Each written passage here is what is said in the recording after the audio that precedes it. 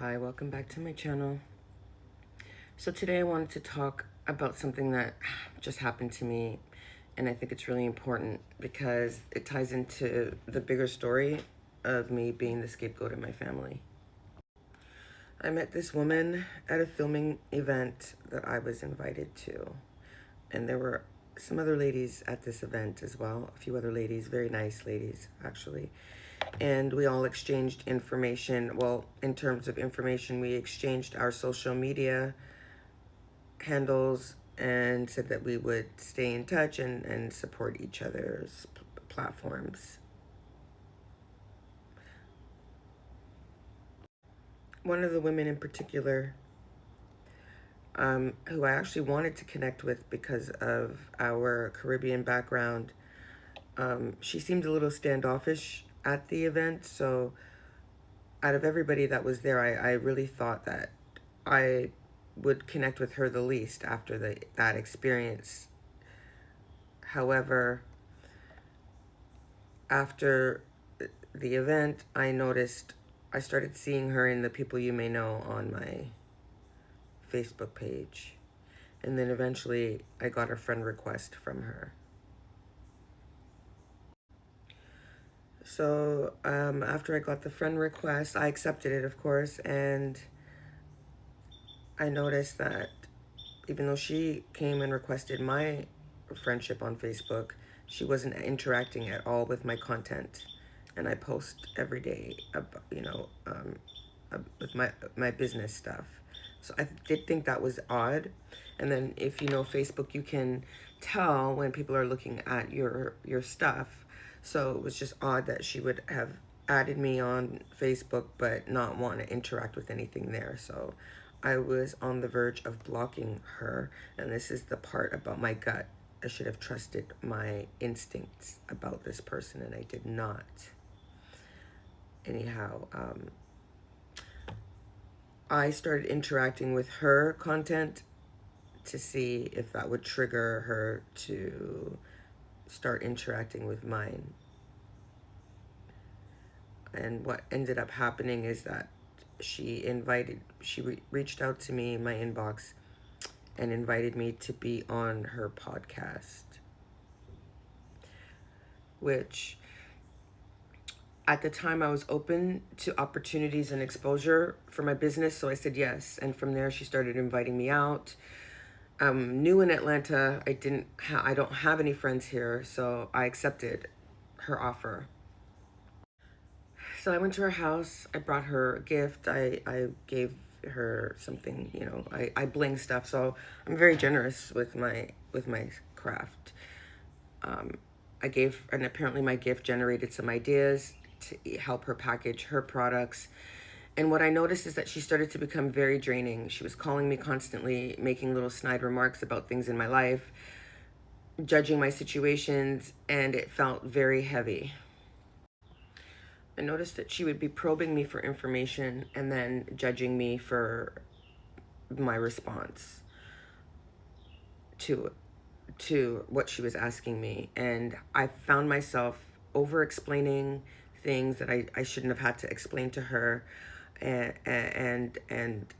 I just didn't like how she was making me feel. And so I started to distance myself. And I felt like she wasn't handling it very well. If I said no to her, because she was inviting me places, and if I didn't want to go, she seemed upset. Situation, I felt like she was trying to encourage me to make decisions based on how she felt and not about how I felt. And again, if I wasn't following her advice, it seemed like she was getting upset about that. I'm trying to think.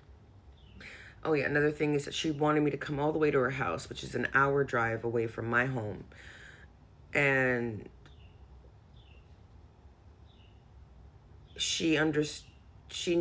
how I know that she knew what an inconvenience that was is because she would complain about the gas driving herself. So she didn't want to drive that type of distance, but was expecting me to do it on a consistent basis.